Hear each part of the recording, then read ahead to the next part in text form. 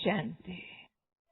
आज पहले दिन बाबा के इस मूल पवित्र स्थान पर हम अवतरण भूमि पर गंगा के किनारे पहुंचे हैं और आज की पहली क्लास में ही बाबा के हस्तों से पली हुई वो महान विभूति हमारे सामने है जिनको स्वयं भगवान ने नाम दिया, आप हर की पौड़ी की गंगा हो। ऐसी महान विभूति आदरणीय शीलू दीदी जी का हम जोरदार करतल ध्वनि से स्वागत करते हैं। स्वागत है, स्वागत है, स्वागत है। दीदी रात लेट पहुंचे हैं, सभी 1 बजे तक सोए होंगे, कोई शायद उससे भी ऊपर। थोड़ा बहुत सुस्ती में बैठे थे, अभी मैंने देखा कोई, लेकिन आपको सामने देख करके सभी फ्रेश हो गए हैं। और दीदी जी के मुखारविंद से अमृतवाणी सुन करके तो सब सारी थकान उतर जाएगी, है ना। और बाबा तो वैसे ही सबको मसाज कर ही रहे हैं और 3 दिन तक और बाबा ने खूब सबकी मसाज करनी है। आदरणीय शीलू दीदी जी से मिलना भी आप सबका एक लकी ड्रॉ है, क्योंकि आदरणीय दीदी जी सन 1960 में ही केवल 12 वर्ष की आयु में ही बाबा का बन गए और स्पष्ट रूप से बाबा के अवतरण को आपने इन्हीं आंखों से पहचान लिया। और जैसे ही आपने पढ़ाई पूरी की, अपनी बीएससी, कई बंधन थे, उन बंधनों को क्रॉस करते हुए दीदी जी ने 69 में ही साकार बाबा के होते ही अपना संपूर्ण जीवन ईश्वरीय सेवाओं में समर्पित कर दिया। 70 से लेकर 74 तक इंडिया और नेपाल और इधर आसपास बहुत सेवाएं की। फिर 74 से लेकर 76 तक बाबा ने आपको विदेश सेवाओं अर्थ भेजा। कई देशों में दीदी जी सेवा केंद्र खोलने के निमित्त बने और 76 में खुद अव्यक्त बाप दादा ने सामने आपको मंच पर बुलाकर कहा, अब आपकी जरूरत यहाँ हेडक्वार्टर में है। जैसे गंगा सारे देश में जरूर बहती है, लेकिन जो हर की पौड़ी होती है वहां पर सारा देश नहाने आता है, ऐसे ही ये हेडक्वार्टर है। तो बाबा के इस हेडक्वार्टर में अवतरण भूमि में संसार की आत्माओं को आना है और इस स्थान पर आप जैसी महान विभूतियों की जरूरत थी। दूसरा, बाबा की ओर से आपको विशेष वरदान प्राप्त हुआ था कि आपके मुख पर सरस्वती स्वयं विराजमान है। ये भी बाबा ने अपने मुख से आपको वरदान दिया। ताली तो बजानी चाहिए ऐसा सुन। न सिर्फ हेडक्वार्टर, लेकिन दीदी जी ने अपने लगभग सारे विश्व में फैले हुए ऑल 5 कॉन्टिनेंट्स के सभी सेंटर्स का भ्रमण करते हुए पूरे विश्व की सेवाओं का दीदी विशेष कारण बने हुए हैं। और साथ ही साथ जब सबसे पहले टीवी चैनल्स पर सेवाओं का कार्यक्रम शुरू हुआ, लगभग आज से 30 इयर्स पहले, तब आदरणीय दीदी जी का सबसे पहले जी टीवी पर प्रवचन का दौर आना शुरू हुआ था, जिससे चारों तरफ बेहद में ब्रह्मा कुमारी का नाम हुआ था। पीस ऑफ माइंड पर तो अभी लगभग रोज सवेरे दीदी जी के मुख से सुनाई गई। यहाँ की ओम शांति भवन की मुरली सब सुनते हैं। राजयोग शिविर दीदी जी की विशेष दक्षता है, उसमें राजयोग शिविर की बुक भी आपने लिखी, उसकी ऑडियो कैसेट्स भी आपकी मिलती है। और जहाँ तक मुझे याद है, सबसे पहली राजयोगा कमेंट्री भी दीदी जी की ही रिकॉर्ड हुई थी, सबसे पहली। और जब हम ज्ञान में चले तब अगर राजयोग शिविर कहा जाए तो शीलू दीदी, कमेंट्री कहा जाए तो शीलू दीदी, वीआईपी सेवा की बात पूछी जाए तो शीलू दीदी, इंग्लिश ट्रांसलेशन, विदेशियों की सेवा तो शीलू दीदी। अभी तो दीदी ने अपने और बहुत बाय प्रोडक्ट अपने और मॉडल्स तैयार किए हैं, खुद गुप्त होते जाते हैं, लेकिन और खास मेरे जैसी आत्मा को भी दीदी जी ने ही सेवाओं में बेहद में समर्पित होने के लिए अपना हाथ दिया था। 87 में शीलू दीदी जी हमारे लौकिक घर सिरसा पधारे थे और वहां पर दीदी जी का क्लास था और उसके बाद दीदी जी के साथ ही मैं आगे जहां जहां दीदी गए टूर पर साथ गई और उसके बाद मधुबन आई और मधुबन से चंडीगढ़ समर्पित हो गई, फिर वापस गई नहीं। तो दीदी जी टीचर ऑफ टीचर्स हैं, अपने जैसी हजारों टीचर्स आपने तैयार की हैं। और आज भट्ठी का पहला क्लास, भट्ठी का लक्ष्य क्या है, उद्देश्य क्या है और बहुत महत्वपूर्ण विषय साथ में दीदी लेते हैं, अमृत वेला निद्रा जीत कैसे बने। क्योंकि अमृत वेला नींद बड़ी मीठी है, बड़ा भारी युद्ध करना पड़ता है। तो आदरणीय दीदी जी अभी हमें विशेष क्लास कराएंगे। ओम शांति, ओम शांति, ओम शांति। दादी जानकी जी का पाठ याद है, 3 बार ओम शांति कहते हैं। मैं कौन, मेरा कौन और मुझे क्या करना है। तो मैं तो शांत स्वरूप आत्मा, मेरा शिव बाबा शांति का सागर और मुझे शांति फैलानी है, यही मुझे करना है। पर उसके लिए खुद को पहले उस शांति के अनुभव में माहिर बनाना है। तो आप सब यहाँ भट्ठी करने आए हो, तो सबसे पहले प्यारे बाप दादा, मीठी मम्मा, सर्व दादियाँ, सर्व वरिष्ठ भाई, सर्व मधुबन निवासी भाई बहने तथा हमारे तरफ से भी व्यक्तिगत रूप से भी आप सभी का बहुत बहुत बहुत स्वागत है, स्वागत है, स्वागत है। मधुबन तपोभूमि है, वरदान भूमि है, बाप दादा की कर्म भूमि है, परिवर्तन भूमि है। जितनी महिमा करो उतनी कम है इस भूमि की, जहाँ स्वयं भगवान ने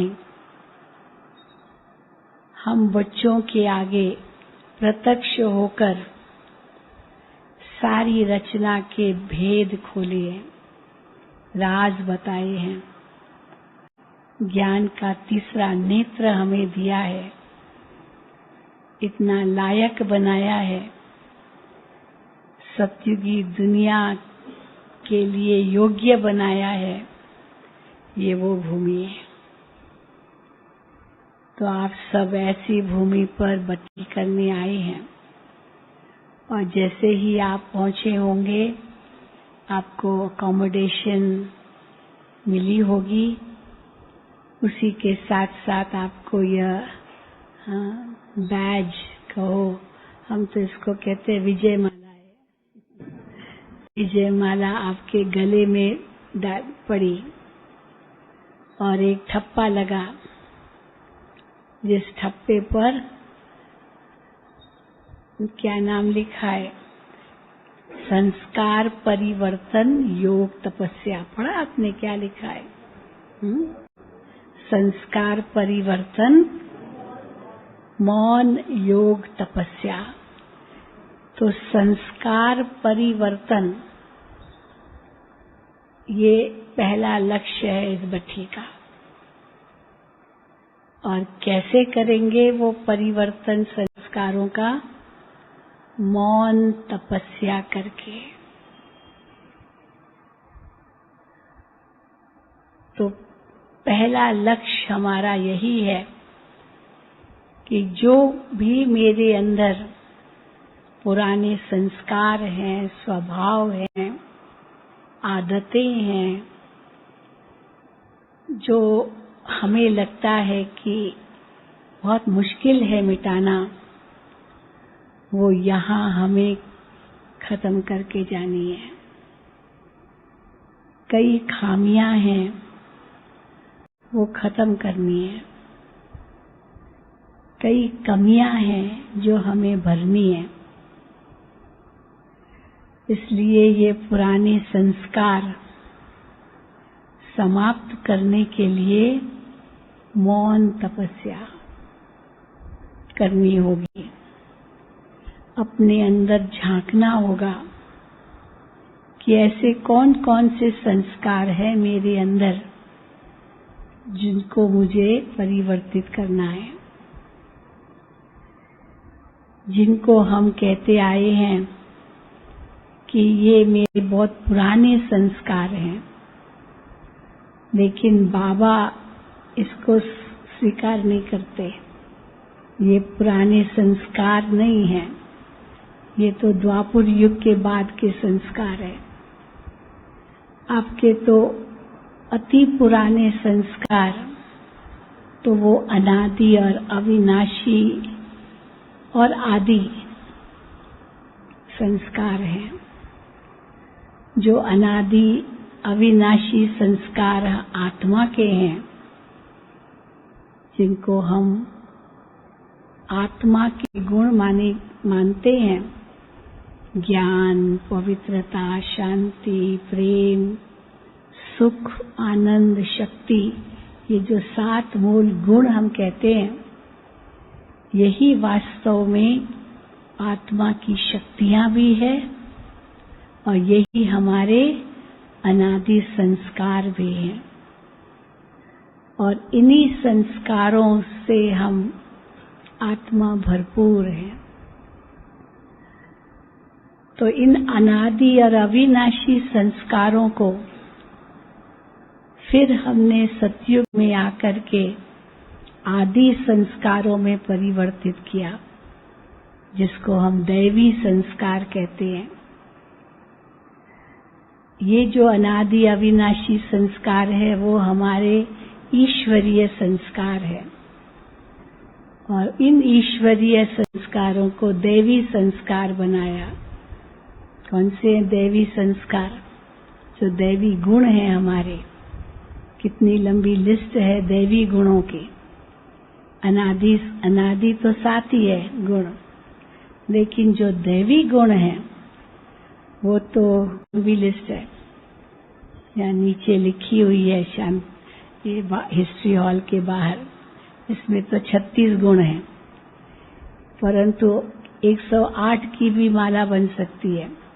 अंतर्मुखता, गंभीरता, धैर्यता, मधुरता, सहनशीलता, सरलता, कितने गुण हैं जो देवताओं में थे। बाबा कहते हैं ये ज्ञान देवताओं में नहीं होगा, लेकिन इस ज्ञान से जो संस्कार हमारे बनते हैं दैवी, वो आत्मा जरूर ले जाती है, ज्ञान नहीं ले जाएगी। और वही दैवी संस्कार बनते हैं जो हम व्यवहार में अनुभव करते हैं। तो वो जो मेरे अनादि अविनाशी और आदि संस्कार हैं, उन संस्कारों को जागृत करना है।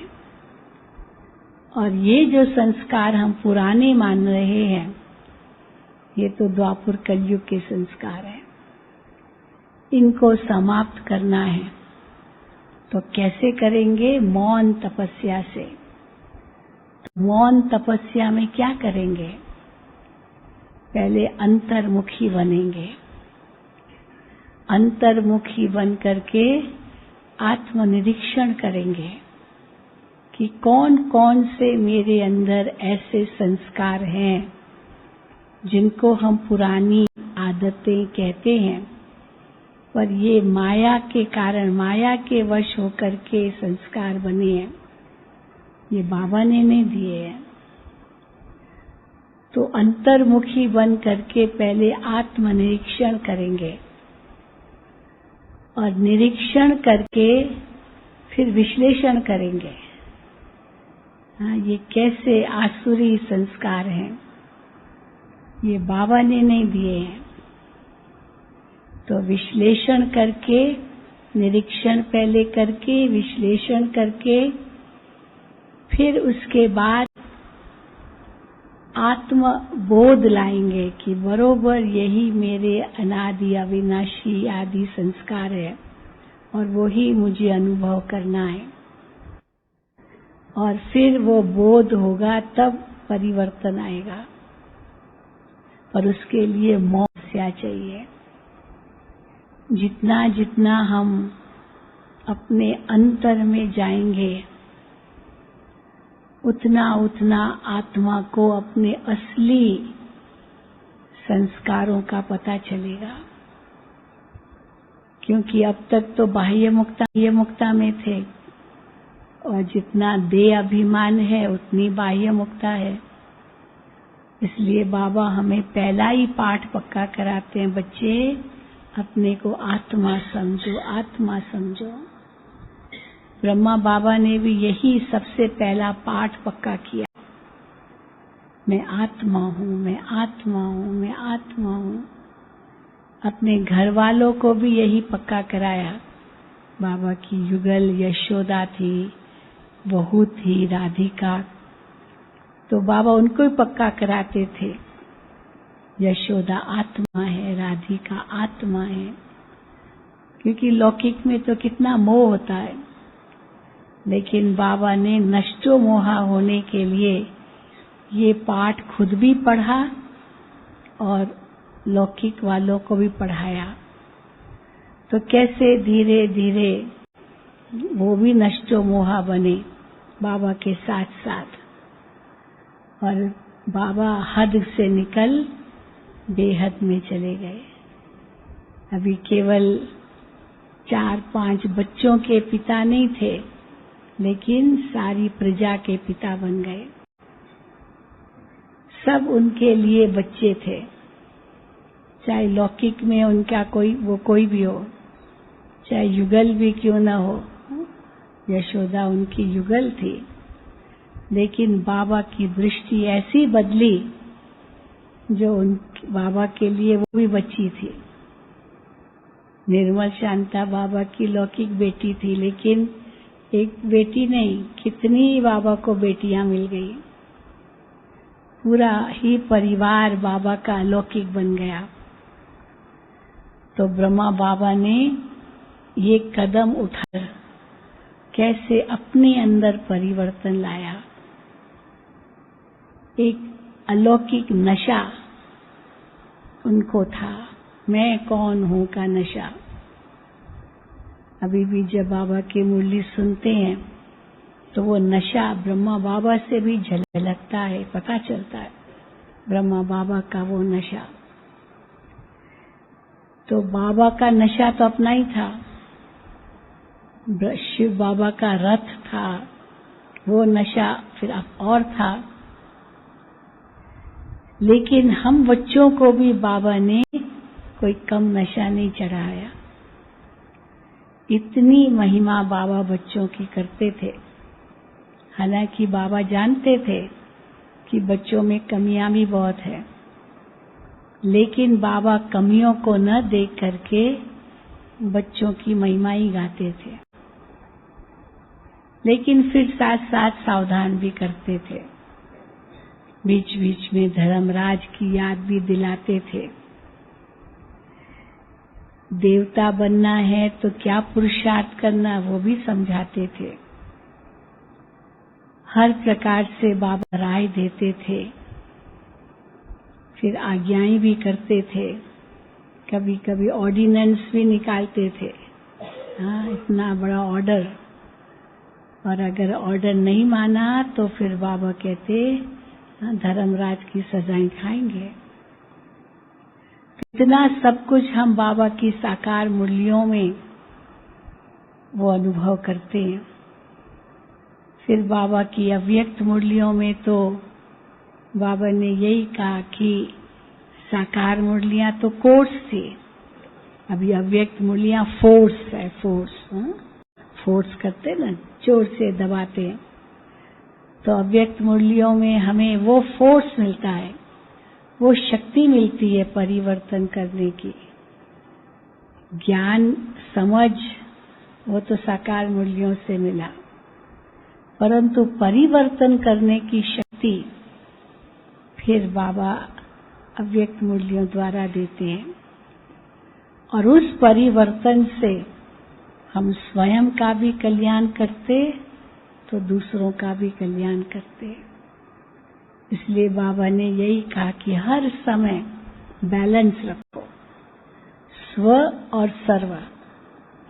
ये बैलेंस रखने वाले ही ब्लेसिंग प्राप्त करेंगे। इसलिए 4 विषय बाबा ने दिए। ज्ञान योग धारणा तो खुद के लिए, लेकिन सेवा ज्ञान योग धारणा दूसरों के लिए, पर उसमें खुद को एक उदाहरण रूप बनना है, तभी हम सच्ची सेवा कर सकेंगे। खुद एक रोल मॉडल, एक एग्जाम्पल, एक सैंपल खुद बनना है, करके कहना है, कह के नहीं कहना है। हाँ, कह के कराना नहीं है, पर करके कराना है। जब ये होगा तब हम प्रेरणा के स्रोत बन सकेंगे, पर उसके लिए शक्ति तो भरनी होगी ना। तो इसीलिए आप सब यहाँ आए हो। तो इस मौन तपस्या भट्ठी में सबसे पहला लक्ष्य यही है, मुझे अपना परिवर्तन करना है। और छोटी छोटी कमियां खामियां जो भी है वो सब, वो खामियां, वो गैप भरनी है। और उसके लिए तप करना है, तप करना है, जिसको बाबा कहते हैं ज्वालामुखी योग। ऐसी अग्नि प्रज्वलित हो जिससे यह परिवर्तन आए। कल भी बाबा का वरदान था कि जब कोई भी चीज अग्नि में पड़ती है तो नाम रूप गुण सब बदल जाता है, सब बदल जाता है, नाम भी बदल जाता है। कोयला, इतना काला काला कोयला आग में डालते हैं तो वो कोयला पहले काले से लाल बन जाता है, लाल से फिर एशेस, क्या कहते हैं, हम कैसा ऐश को क्या कहेंगे, राख बन जाता है। लेकिन वो रंग क्या होता है, सफेद थोड़ी होता है, ग्रे कलर। हिंदी में क्या कहते हैं उसको, हिंदी में क्या है उसका रंग है, सलेटी। अच्छा, सलेटी। तो इसलिए देखो उसका रंग भी बदल जाता, रूप भी बदल जाता, गुण भी बदल जाता, सब बदल जाता है ना, क्या से क्या बन जाता है।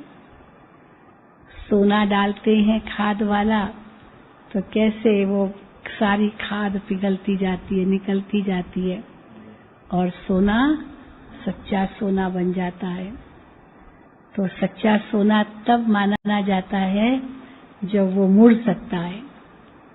अगर वो कड़क है, मुड़ नहीं सकता, माना अभी तक उसमें खाद पड़ी है। तो अगर हम अपने जीवन में फ्लेक्सिबल नहीं रह सकते, मोल्ड नहीं हो सकते, माना अभी तक खाद पड़ी हुई है। कई होते ना बड़े रिजिड होते हैं, मैं जो कहता हूँ वही होना चाहिए, मैं जो करता हूँ वही सबको करना चाहिए। इसलिए इसमें अभिमान भी झलकता है, और अभिमान के साथ क्रोध भी तो जरूर आएगा। अगर नहीं किया तो क्रोध आता है। लेकिन ये सारी खाद है जो निकल जाए और फ्लेक्सिबल बन जाए, ऐसे मुड़ जाए जो हम हर बात में अपने आप को एडजस्ट कर सके बिना उनका असर हमारे ऊपर आए। एक होता है उनका असर हमारे ऊपर आया और हम बदल गए, दूसरा है अपने असूलों में पक्के, पूरी धारणा पक्की लेकिन फ्लेक्सिबल। ठीक है, ठीक है, जितना कर सको।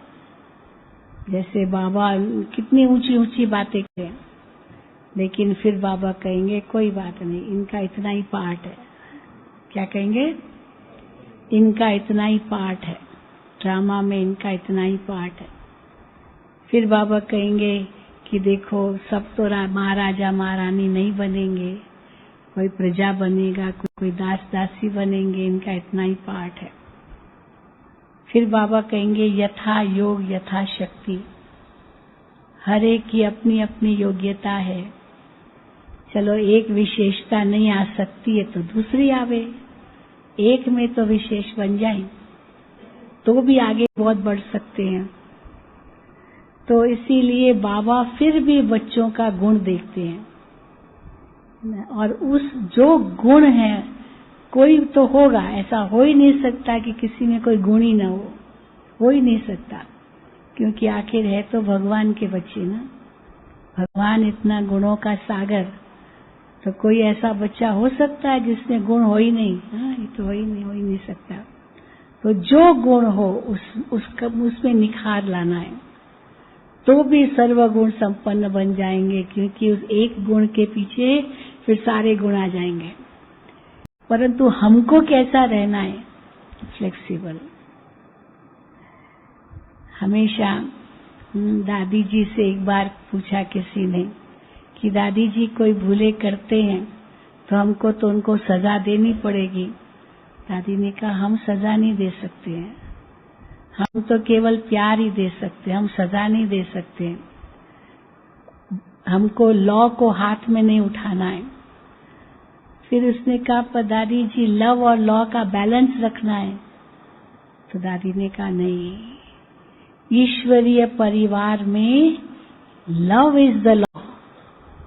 समझा क्या? प्रेम ही कानून है, यही कानून है। हम कानून को हाथ में नहीं उठा सकते, वो बाबा के पास है। धर्मराज वो जाने। दुनिया में भी कहते हैं समझो किसने कुछ ऐसे कार्य किया जो गलत था, लेकिन हम उसको सजा दे सकते हैं। हम कहेंगे पुलिस में रिपोर्ट करो या कोर्ट में जाओ, नहीं, कोर्ट निश्चय करेगा, कोर्ट सजा देगा, कोर्ट फैसला करेगा। कानून को अपने हाथ में नहीं लेना है। अगर अपने हाथ में लिया तो जिसने लिया उसको पहले सजा ऐसे ना, उसको पहले सजा मिलेगी। कानून को हाथ में क्यों लिया तुमने? तुम रिपोर्ट करो। तो कहने का भाव है कि बाबा हमें इतना ऊंचा उठाते तो हम भी उसी नजर से सबको देखें और मोल्ड हो जाएं। तो ये भी एक बहुत बड़ा संस्कार परिवर्तन है। कई लोग इसमें बहुत कठिनाई महसूस करते हैं, क्योंकि झुक नहीं सकते हैं। इसीलिए किसी ने ठीक कहा है, अगर झुक नहीं सकते, अकड़ते हैं तो अकड़ना किसकी निशानी है? मुर्दे की निशानी है। तो जिंदा जो होता है वो तो मुड़ सकता है, और जो अकड़ा हुआ रहता है वो मुर्दे की तरह है। तो हम तो जिंदा है ना, जिंदा तो क्या अमर है लेकिन अमर होते हुए भी बाबा कहते जीते जी जरूर मरना है, जीते जी मरना है। आप मोए मर गई दुनिया, जो मर गया उसके लिए दुनिया मर गई।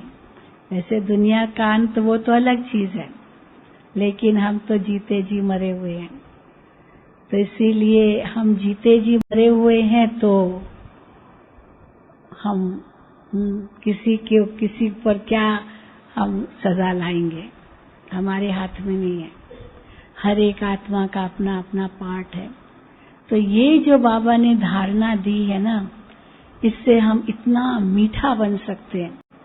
जो एक बाबा की लेटेस्ट मुरली चली थी, मीठा बनो, मीठा मीठा, सारी मुरली कितनी बार बाबा ने ये शब्द कहा, मीठा बनो मीठा बनो। आप सोचो ब्रह्मा बाबा कितना मीठा थे, कितने मीठे थे। हाँ, समझो बाबा के पास किसी की रिपोर्ट भी आई, लेकिन बाबा कभी भी ऊंचे स्वर में उनसे कभी नहीं बात की। बहुत प्यार दिया, बहुत प्यार दिया, इतना प्यार दिया, इतना प्यार दिया। फिर वो व्यक्ति तो पिघल जाता था। बाबा ने इतना प्यार दिया, और फिर बाबा को अपने आप ही सच बता देता था। बाबा को पूछने की जरूरत नहीं होती थी, बाबा इतना प्यार देते थे। तो हमको भी क्या करना है? फॉलो फादर मदर, माँ भी ऐसे, मम्मा भी ऐसे ही थी। मम्मा का तो कभी ऊंचा स्वर में आवाज भी नहीं सुना था, कभी नहीं सुना था। जैसे कईयों का कुछ थोड़ा ऊंचा बोल देते हैं, लेकिन मम्मा का तो कभी नहीं सुना। हाँ, ब्रह्मा बाबा जब मुरली चलाते थे तब जोरदार मुरली चलती थी बाबा की। तो बाबा से पूछते थे, बाबा आज तो जोरदार मुरली चली, और बैठे होंगे तो होंगे 25-20 लोग, कितने ज्यादा तो नहीं थे, लेकिन इतनी जोरदार मुरली जैसे कि बाबा पता नहीं कितनों को सुना रहे हैं। तो बाबा कहते थे, बच्चे मैं केवल इनको थोड़ी सुना रहा हूँ, बाबा के सामने तो हाँ सारे विश्व के बच्चे हैं, वो बच्चे जो आने वाले हैं, भविष्य में आने वाले हैं, उन बच्चों को भी बाबा सुना रहे हैं। तो देखो वो साकार मुरलियां जो कितने साल पहले चली होगी, आज हम वो सुनते हैं, पढ़ते हैं, और कितनी प्रासंगिक लगती है, जैसे अभी के लिए ही है। तो ये जैसे अविनाशी बन जाती है। पर किस आधार पर? क्योंकि ब्रह्मा बाबा ने भी इतनी दूरांदेशी बुद्धि रखी। शिव बाबा तो थे ही, लेकिन ब्रह्मा बाबा भी कम नहीं थे।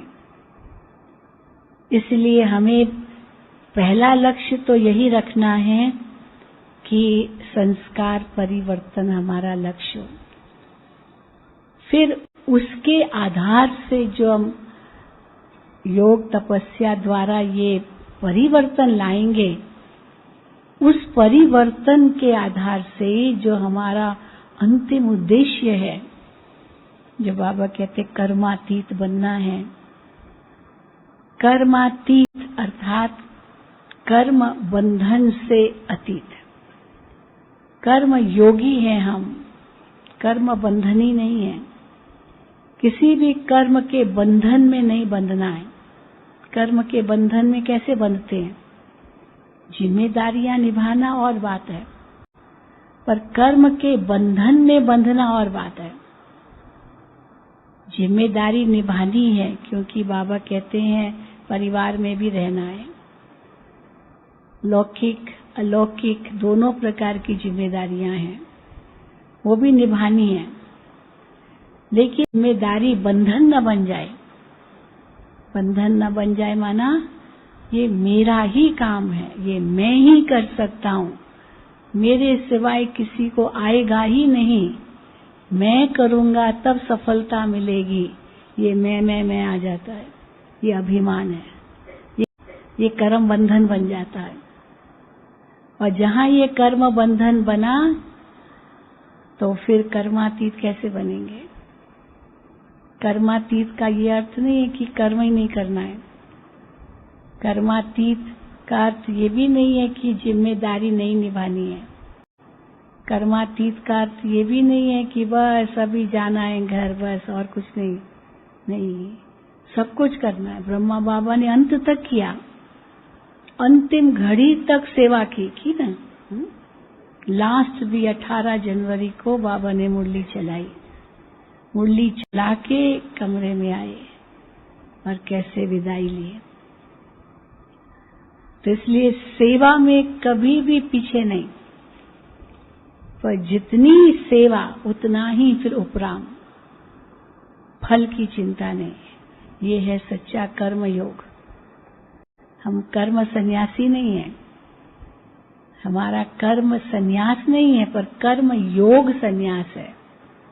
कर्म करते बाबा की याद में और फल बाबा को सौंप देना। जो बाबा को रिजल्ट देनी हो बोझ उनको दे दो, है ना। कई बोझ अपने सिर पर लादे रहते हैं, कैसे होगा कैसे होगा कैसे होगा, क्यों इतना सोचते हो कैसे होगा? बाबा पर छोड़ दो ना, आप अपनी तरफ से पुरुषार्थ करो, फिर बाकी आपका है क्या काम? बाबा का है, आपका कहाँ है? मेरा है तो फिर अभिमान आएगा, मोह आएगा, सब बातें आएगी। ये बाबा का है, मैं निमित्त हूँ। ये सोचने से इतने हल्के बन जाते हैं, क्योंकि हल्का बनना ये भी एक बहुत बड़ा लक्ष्य है। हल्का बनना, एक तो मुड़ना और दूसरा उड़ना। तो उड़ेगा कौन? जो हल्का होगा। अगर उड़ना है तो हल्का तो बनना पड़ेगा ना। अगर भारी होंगे तो मुड़ भी नहीं सकेंगे, मोटा व्यक्ति बहुत तो झुक भी नहीं सकता है, उड़ना तो दूर। तो अगर बोझ होगा व्यर्थ का या कोई भी, तो न मुड़ सकेगा न उड़ सकेगा। तो इसीलिए व्यर्थ को भी खत्म, और बाकी जो भी बोझ है बाबा को, हम अपना काम कर रहे हैं। और यहाँ तो वो भी नहीं करना है, हाँ? यहाँ कोई जिम्मेदारी नहीं है। कोई जिम्मेदारी आपको खाना पकाना है माताओं को? नहीं। भाइयों को दफ्तर जाना है क्या? नहीं, कुछ भी नहीं। बस मनोहर दादी थी ना, वो बहुत सुंदर बताती थी, हंसाती थी। यहाँ तो बस class glass, class glass, class glass. सवेरे सवेरे योग का क्लास, फिर चाय का ग्लास, हाँ, फिर मुरली का क्लास, फिर हाँ, चाहे दूध का ग्लास, चाय का ग्लास, नाश्ता, चलो फिर क्लास, फिर दोपहर को लस्सी का ग्लास, हाँ, फिर शाम को चाय का ग्लास, फिर क्लास करो, फिर रात का भोजन, फिर क्लास ग्लास, क्लास ग्लास। ये करना है और क्या, ये खेल है। इस खेल में रमण करना है। बच्चे बन गए ना, खेल बन गए। कल भी बाबा ने कहा तो मिडगेट और मिजेट इंग्लिश में कहते हैं। इंग्लिश माना आयु तो बड़ी है, लेकिन क्या कहते बाबा मैं आपका 1 साल का बच्चा हूँ, बाबा मैं आपका 2 साल का बच्चा हूँ। 2 साल का बच्चा बोलेगा क्या मैं आपका 2 साल का बच्चा? वैसे लेकिन हम तो बोलते हैं। यानी शरीर तो बड़ा है लेकिन हम छोटे बच्चे। तो छोटे बच्चे माना छोटे बच्चे बाप समान, महात्मा, और छोटा बच्चा समान। तो यहाँ आपको बिल्कुल सारी दुनिया से फारिग होके एकदम छोटा बच्चा बन जाना है। वो जिम्मेदारियां सब वहाँ छोड़ के आए। बाबा को देकर आए या लेकर आए साथ में? हाय क्या होगा क्या होगा, वहाँ जाऊंगा पता नहीं ये काम हुआ होगा नहीं हुआ होगा, हाँ पता नहीं वो करेगा नहीं करेगा, ऐसे सोच तो नहीं रहे यहाँ। नहीं, बाबा पर सौंप दो, जो होगा अच्छा ही होगा, बस ये सोच लो अच्छा ही होगा। कई यहाँ ऐसे भी आए होंगे, थोड़ा बंधन वाले होंगे, तो बंधन वाले होंगे, थोड़ा झूठ सोच सच बता करके भी आए होंगे, कोई होंगे जरूर, हाथ नहीं उठवाते हैं परंतु होंगे जरूर। हाँ, तो फिर सोचेंगे अरे मैं वापस जाऊंगी, वापस जाऊंगा तो अगर पता चल गया तो मैं कहाँ आया हूँ तो क्या होगा। तो बाबा कहते वो भी नहीं सोचो, यहाँ आप ऐसी शक्ति भर के जाओ, ऐसी शक्ति भर के जाओ जो उसकी बुद्धि भी बदल जाए। जो भी बंधन डालने वाला हो उसकी बुद्धि ऐसी बदल जाए जो उसको संकल्प भी नहीं आए कि कहाँ गया, कुछ भी नहीं, जैसे कि कुछ था ही नहीं। इतनी शक्ति भर के जाओ, अगर कुछ हुआ भी तो आप ज्यादा शक्तिशाली, हाँ, या वो ज्यादा शक्तिशाली। कौन ज्यादा शक्तिशाली? हम शक्तिशाली। तो आपकी शक्ति के आगे उसका क्या, उसकी कोई दाल नहीं गलेगी। इसीलिए सोचने की जरूरत ही नहीं क्या होगा, पर यहाँ शक्ति भरते जाओ। अगर यहाँ रहकर वहाँ का सोचेंगे तो शक्ति कब भरेंगे? इसलिए यहाँ शक्ति भरने का टाइम मिला है। ये एक ऐसा मौका है, ये 3 दिन, जबकि आप केवल अपने लिए ही पुरुषार्थ कर रहे हो, या और कोई सेवा नहीं। हम मिसाल देते हैं, या माउंट आबू में ट्रेनिंग प्रोग्राम्स होते हैं, ये क्या सीआरपी के, आर्मी के, या ट्रेनिंग होती, ज्ञान सरोवर जाते हैं ना, तो बीच में बहुत बड़ा मैदान है, तो वहाँ रात को भी मिलिट्री, वो आर्मी वाले बंदूक चलाते हैं, प्रैक्टिस करते हैं, क्योंकि रात को भी आतंकवादी आ सकते हैं, कुछ भी हो सकता है। अभी तो वो नहीं कि दिन में लड़ाई होती है रात को नहीं होती है। उस समय तो भाई कौरवों की बताते थे, जैसे सूर्यास्त हुआ लड़ाई बंद। अभी तो कलयुग में तो ऐसे नहीं है ना, तो रात को ये लोग प्रैक्टिस करते हैं। ठा ठा ठा रात को आवाज भी आती है, कोई सोचेगा पता नहीं क्यों आवाज आ रही है, पर ये लोग आर्मी वाले प्रैक्टिस करते हैं यहाँ। तो ये उनके लिए पीस पीरियड है, शांति का पीरियड है। लेकिन वो शांति की पीरियड में इतनी प्रैक्टिस करते हैं ताकि अगर वो मैदान में जाए आतंकवादियों का उनको सामना करना पड़े या माओवादियों का सामना करना पड़े, बहुत है दुश्मन, तो वो उस सामना करने में सफल हो, तो प्रैक्टिस चाहिए ना उसके लिए, तो यहाँ प्रैक्टिस करते हैं। तो आपके लिए भी मधुबन क्या है?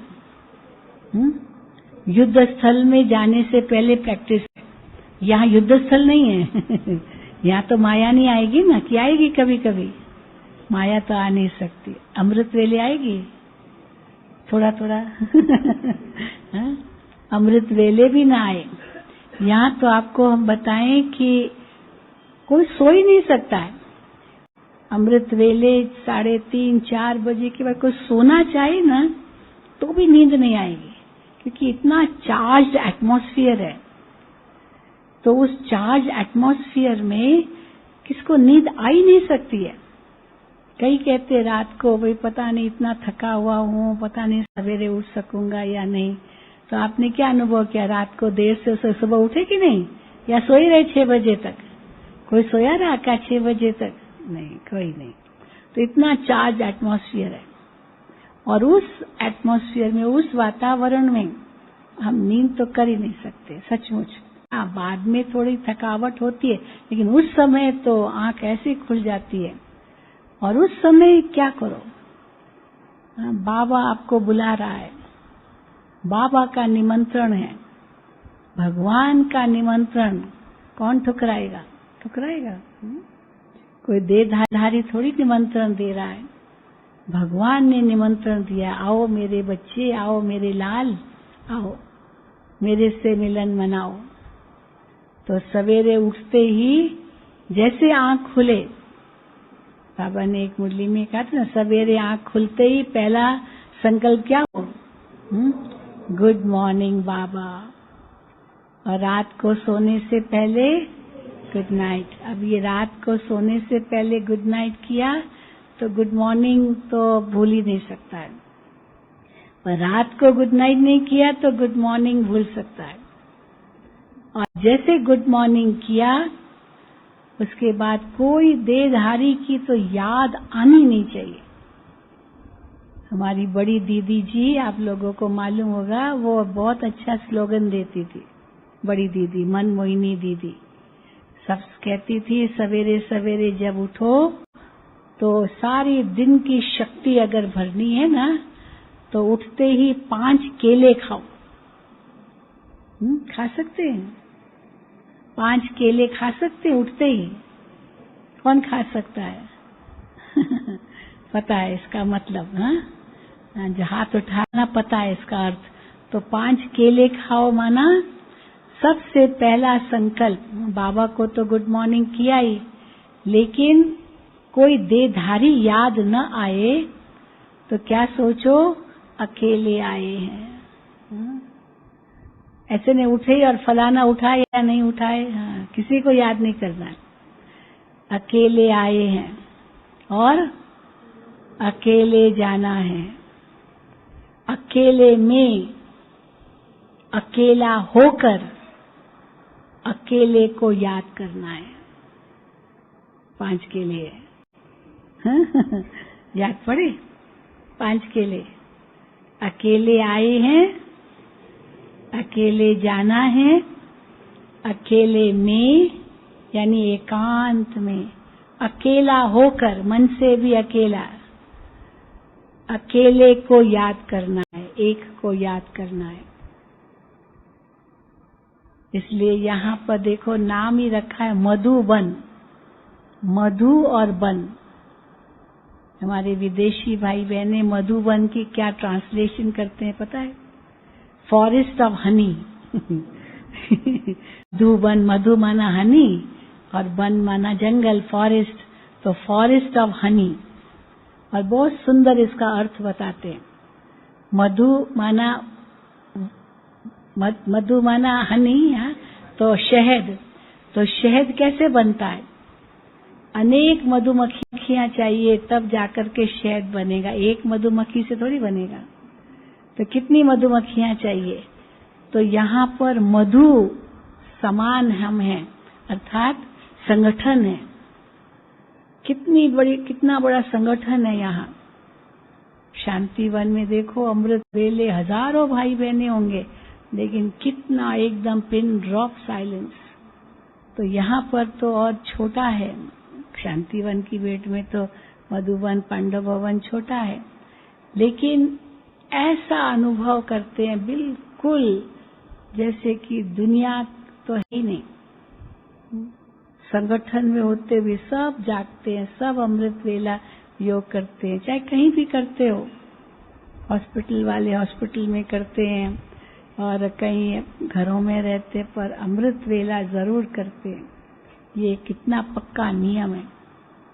इसलिए संगठन में भी है, लेकिन वन माना जंगल, तो जंगल माना अकेला।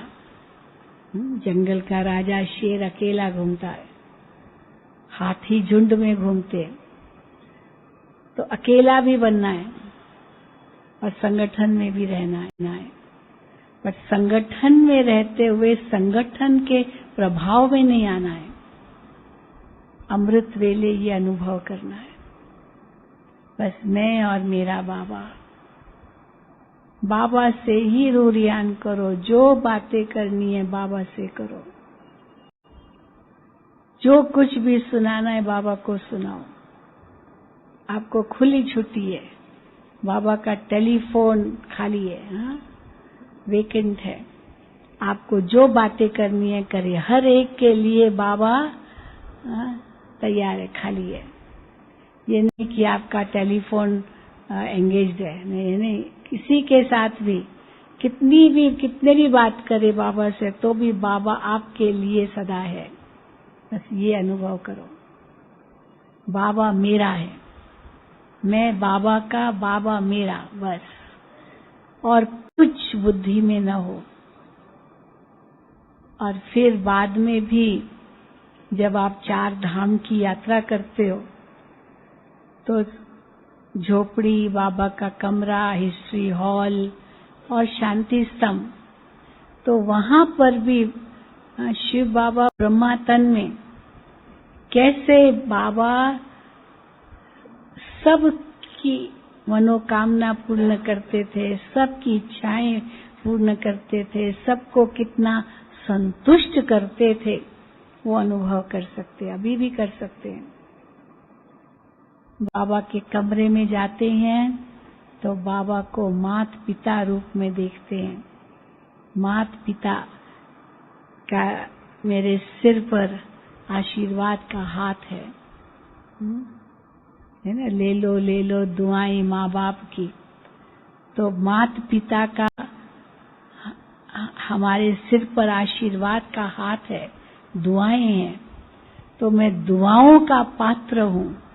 ये बाबा के कमरे में बैठ कर के अनुभव करो, और हर वक्त जैसे बाबा से दुआएं ले रहे हैं। बोझ बाबा को दे दो, हल्के हो जाओ और दुआएं बाबा से प्राप्त कर लो। मेरा तो एक शिव बाबा, दूसरा न कोई। तुम मात पिता हम बालक तेरे, तुम्हारी कृपा ते सुख घनेरे। तो मात पिता से सुख घनेरे कैसे अनुभव होते हैं, वो बाबा के कमरे में कर सकते हैं। फिर हिस्ट्री हॉल में आओ तो बाबा को टीचर रूप में देखो। कैसी बेहद की पढ़ाई बाबा ने हिस्ट्री हॉल में उस संदली पर बैठ करके मुरली चलाई है। जो भी हम साकार मुरलियां सुनते हैं, ये भगवान के महावाक्य उस हिस्ट्री हॉल में चले हैं। एक जगह बैठकर सारे विश्व को बाबा ने प्रकाश दिया है उसी संदली से।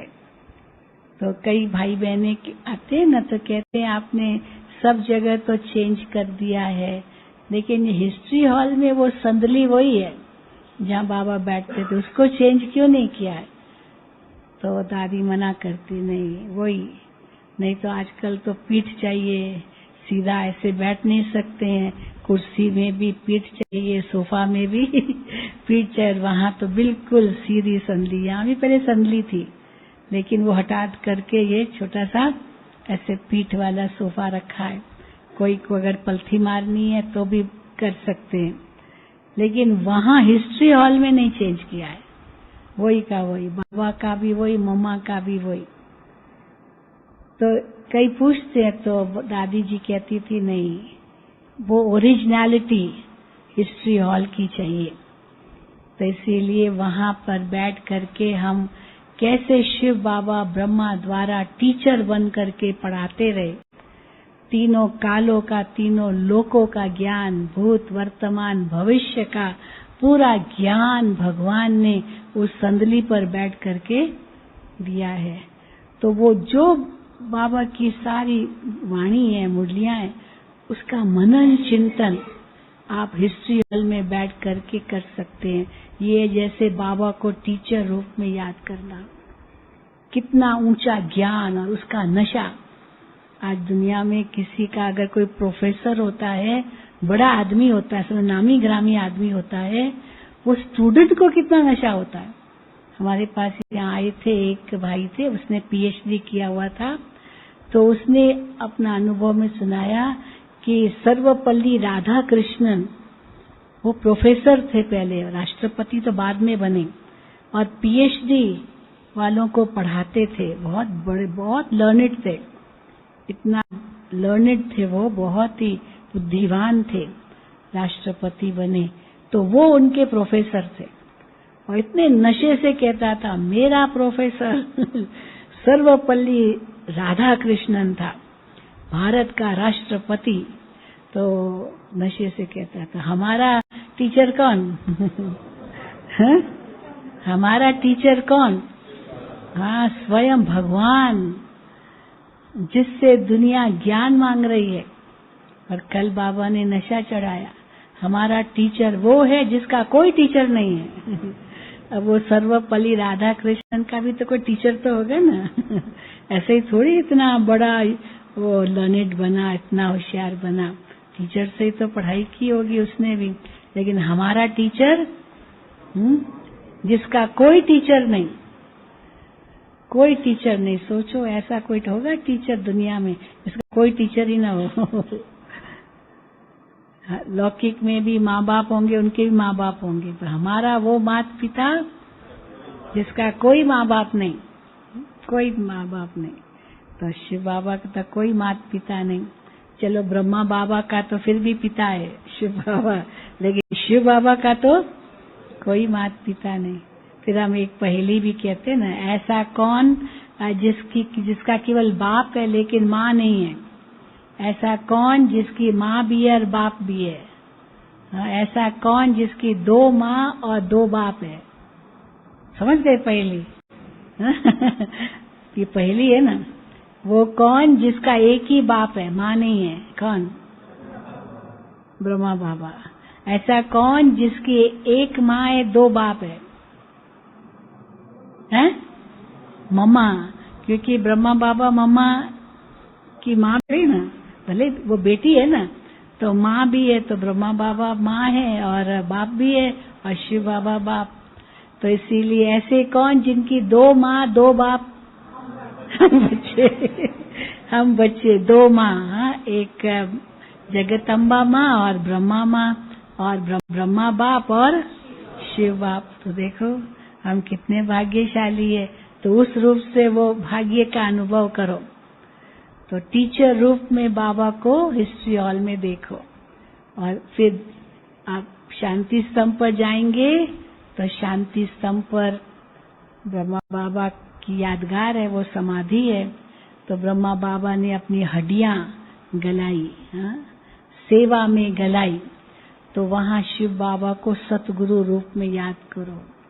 उस सतगुरु से हम पावन बन रहे हैं, हम विकर्माजीत बन रहे हैं, प्रकृति जीत बन रहे हैं।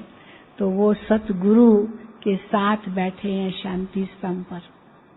जैसे ब्रह्मा बाबा कर्मातीत बने, बंधन मुक्त बने, संपूर्ण बने, बस मुझे भी ब्रह्मा बाप समान बनना है। वो आप शांति स्तंभ से प्रेरणा ले सकते हैं।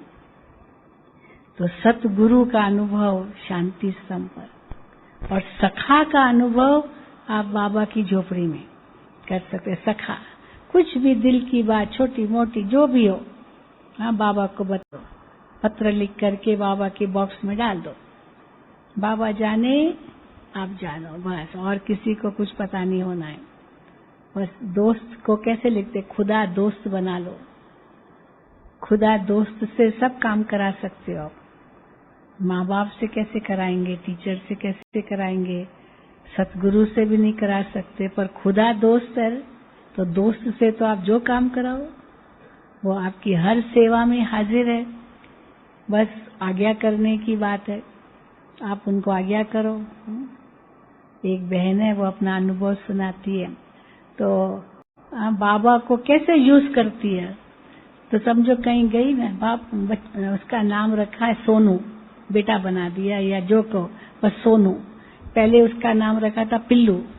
मैंने कहा ये तो कुत्ते को बोलते हैं पिल्लू नहीं। मैंने कहा ऐसा कैसे नाम रखा है बाबा का। तो कहती क्या रखूं, तो मैंने कहा वो तो सोन बेटा है। तो कहा सोन बेटा है, सोना है। तो मैंने कहा अच्छा सोनू रख दो, पर पिल्लू तो मत रखो तो और कहती मैं बाबा को कैसे यूज करती हूँ, कुछ भी समझा। अभी मेरा चप्पल नहीं मिला है, सोनू चप्पल कहाँ है।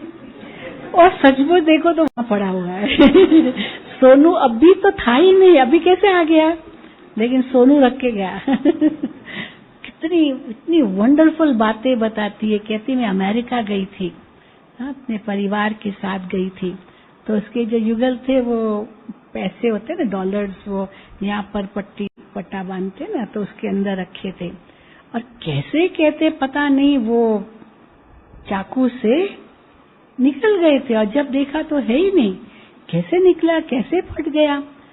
तो इसने कहा सोनू ला देगा वापस। अरे सोनू ला देगा। उसका पति कहेगा तुम बुद्धू हो क्या, तुम वो कहाँ से सोनू, यहाँ से कौन चोरी करके कहाँ से आएगा। नहीं, मेरा सोनू लाके देगा, बस सोनू आपको लाके देना है। और देखो तो कोई आ गया पीछे से, ये आपके पैसे गिर गए थे या क्या, देखो दे दिया, मिल गया। उसके बाद इसके पति का विश्वास बैठा तो इस पर हंसता था, लेकिन उसके बाद वो भी उसको भी कुछ ना फिक्र, तुम सोनू से तो पूछो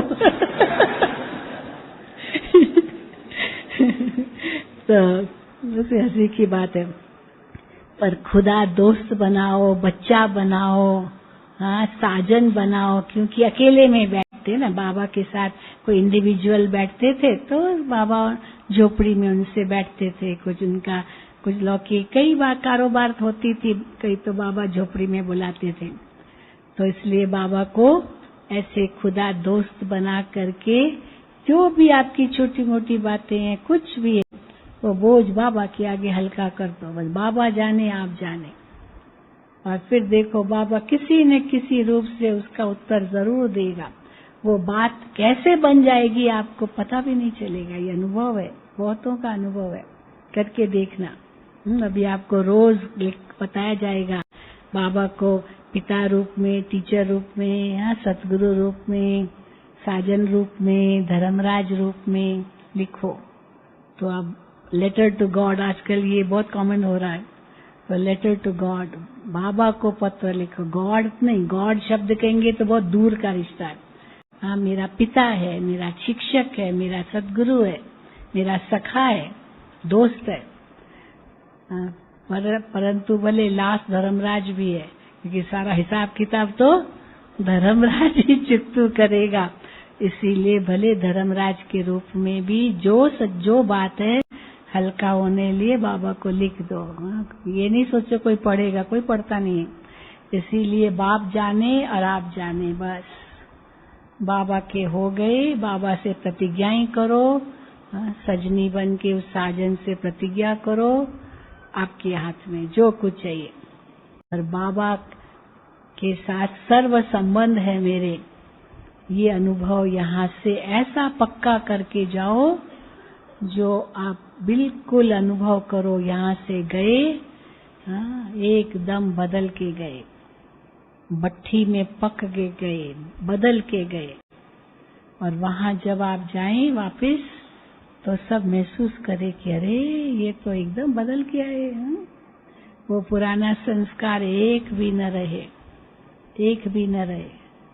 बस तो पहले लिस्ट निकालो क्या क्या मेरे अंदर अभी तक पुराने संस्कार है। तो एक होती है कमियां, वो कमियां भरनी होती है। ये मार्जिन है, मैं यहाँ हूँ और यहाँ बनना है। और दूसरे किसी से भेंट नहीं करो। अगर भेंट करनी भी है तो अपनी कमी से भेंट करो। पहले क्या कमी थी और अभी मैंने कैसे उसको खत्म किया, कैसे उसको भरा। मेरी अंदर इनसे जास्ती वो ताकत है या शक्ति है या कुछ कहो पुरुषार्थ मेरा ज्यादा, ये किसी और से भेंट नहीं करो। कल मेरा कितना था और आज मेरा कितना, अपने से आप भेंट करो बस। पर अपने से भेंट करने का भी मतलब ये नहीं है जो अज्ञान काल में हम करते थे उसको याद करो, उसको तो भूल ही जाओ, क्योंकि वो तो पूर्व जन्म था। लेकिन बाबा का बनने के बाद मेरी कितनी उन्नति हुई है, कल से आज ज्यादा होनी चाहिए। आज से फिर आने वाले कल ज्यादा होनी चाहिए। इसलिए जो कल बीता उनसे आज भले भेंट करो कि आज मैं उनसे आगे हूं, पर दूसरे से आगे हूं ये भेंट नहीं करो। तो न अपना पूर्व जन्म जो लौकिक था वो याद करो, न किसी और को देखो, बस आगे देखो। आगे क्या देखो, मुझे क्या बनना है। पहले कर्मातीत बनना है, फिर संपूर्ण बनना है, फरिश्ता बनना है, घर जाना है, फिर देवता बन के आना है ना। पूरा प्रोग्राम फिक्स है ना, इसमें नीचे ऊपर तो कुछ नहीं होगा। ये हमारा प्रोग्राम है। तो यहां से पूरा बदल के जाना है। और ये उद्देश्य, एक होता है लक्ष्य, दूसरा उद्देश्य। लक्ष्य माना तात्कालिक, मुझे यहाँ 3 दिन में क्या करना है, पर उद्देश्य बहुत बड़ा है। बाप समान बनना है, संपूर्ण बनना है, घर जाना है, नई दुनिया में आना है, स्वर्ग बनाना है, तत्वों को पावन करना है। इतना बहुत बड़ा काम है, पर उसके लिए यहाँ शक्ति भरनी है। ये पीस पीरियड है, इसीलिए मौन, कुछ और सोचना नहीं है। ये मौन में रहने में फायदा ये है कि समय वेस्ट नहीं जाएगा, मुझे सोचना ही नहीं है। बोलना ही नहीं है तो सोचना भी नहीं है। बोलना होगा तो सोचना पड़ता है क्या बोलूं, है ना। कई बार दोस्त आपस में घूमने जाते हैं, अभी मैं क्या इनसे बात करूं, तो सोचना पड़ता है क्या बात करूं, तो पहले सोचूं तब तो बात करूं। पर सोचना ही नहीं है क्योंकि बोलना नहीं है, तो समय बच गया। और वो समय वो बाबा के लिए है, किसी देहधारी को याद नहीं करना है। बस आप मोए मर गई दुनिया, 5 केले सवेरे उठ के खाओ, तो इतनी शक्ति भर जाएगी, इतनी भक्ति शक्ति भर जाएगी जो एकदम संस्कार परिवर्तित कर देगी। ठीक है, चलो ओम शांति, ओम शांति, ओम शांति। अभी ओम शांति। दीदी के लिए कहना चाहेंगे, जैसे कहा जाता है सूरज के बिना सुबह नहीं होती, चांद के बिना रात नहीं होती, बादल के बिना बरसात नहीं होती, ऐसे ही दीदी आपकी मधुर वाणी की प्रेरणा द्वारा भट्ठी की शुरुआत नहीं होती, भट्ठी की शुरुआत नहीं होती। दीदी ने बहुत सुंदर लक्ष्य बताया, हमें परिवर्तन होने का बहुत अच्छा उद्देश्य बताया। 4 धामों में रहकर हम बाबा के साथ कैसे संबंध जोड़ सकते हैं, उन 3 दिनों का हमें प्रोग्राम दिया।